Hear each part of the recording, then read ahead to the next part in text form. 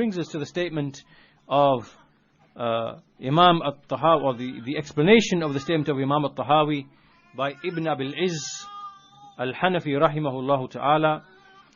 And so the statement is, it's only a page and a half, inshallah, we'll finish with this, which is that Ibn Abil Izz al-Hanafi rahimahullah ta'ala, he says, regarding this issue, is it possible for there to be things in the future which Allah has created, that Allah is always creating in the future?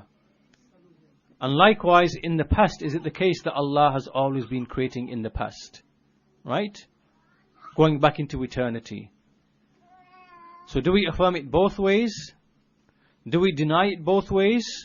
Or do we affirm it one way and deny it the other way? Right? Do you understand what the issue is now, yeah? Right? So this is what Imam Ibn Abil Izz al-Hanafi is explaining here at this point. This is because, as I said, that Allah is one who is eternally one who, when He speaks, He will speak. When He acts, He will act. When He wants to create, He will create. That means that it's possible in the past, Allah has been creating things. Every single one of them had a beginning. There is nothing eternal with Allah subhanahu wa ta'ala. In fact, as we see Ibn Taymiyyah mentioning, let's establish this from Ibn Taymiyyah. Ibn Taymiyyah says, وَهَذَا بُرْهَانٌ مُسْتَقِلٌ عَلَىٰ أَنَّ كُلَّ مَا سِوَى اللَّهِ مُحْدَثٌ كائن بعد أن لم يكن وأنه سبحانه خالق كل شيء بعد أن لم يكن شيئا فسبحان من انفرد بالبقاء والقدم وألزم ما سواه الحدوث بعد العدم. Many statements, this is just one, that this is a clear evidence to show that everything besides Allah is brought about. It is created. It came to be after not being.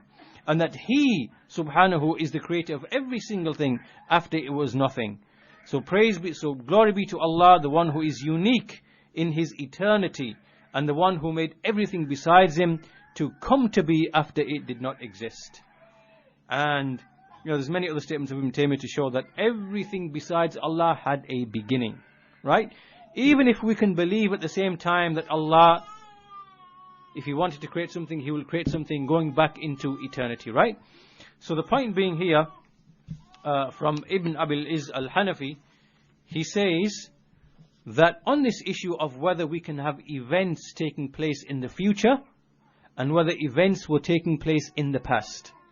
Meaning by this, Allah speaking, Allah acting, Allah creating. Right? And so he says basically there are three questions. Can they exist in the past and the future? Do they exist only in the future? Or do they exist only in the past? So he says there are three statements amongst the Muslimin. The weakest one is the one who says it is not possible for events to continue in the past and not in the future. This is the saying of Jahm bin Safwan, right? This is what Jahm bin Safwan said. Jahm bin Safwan said that basically that all events go to one point before which there was no creation at all. Right? Allah was doing nothing, and it's impossible to go before that. And likewise, in the future, he says, paradise will finish, will freeze, hellfire will freeze, everything will stop. Right? This is the consequence of believing that events in the future are not eternal.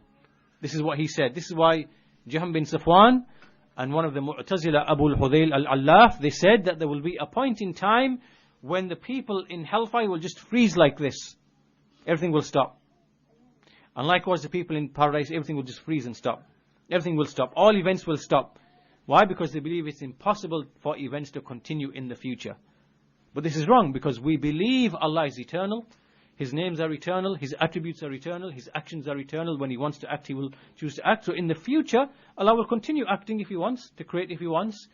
Right? This is what we've established. And likewise, in the past, it is the same principle. So this is the first view. It's the view of the Jahmiyyah.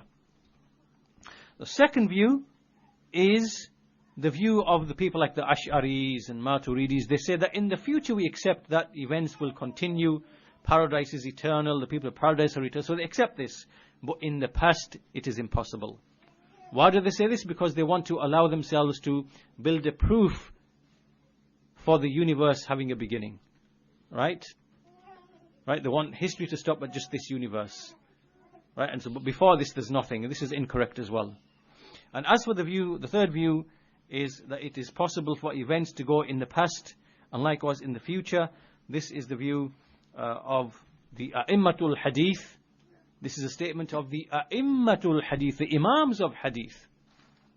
Right? So this, I know some people say, well, why are we speaking about these issues and these are controversial and this is a statement of, these are the views of Imam Ahmad. These are views of the A'immatul Hadith. This issue that we're discussing here, it lies at the crux of the bid'ah of the Jahmiyyah, Mu'tazila, Asharis, Maturidiyya, Salimiyya, Kullabiyya. You will not understand their corrupt creed unless you come back and return back to this foundation. All of it comes back to Allah being eternal in His names and His attributes, and being one who chooses to speak by His will and chooses to speak and chooses to act by His will.